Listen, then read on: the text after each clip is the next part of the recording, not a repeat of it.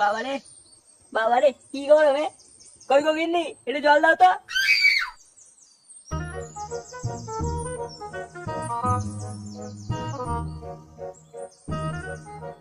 মাগো, বোকা ছেলে কথা বলতে কি হয়? বাড়া, ভয় পেয়ে গেছি আমি। বুঝবানি চুপটা এসে মুখে দিয়ে তাকিয়ে দিস কেন? বলছি বাবা 500 টাকা দাও না, পিকনিক আছে। বোকা চোদা, লুঙ্গিটা উঁচু করে আমার পান্ডুটা ছেড়ে নিয়ে যা। টাকা কি রোজ রোজ মারিয়ে আসে নাকি?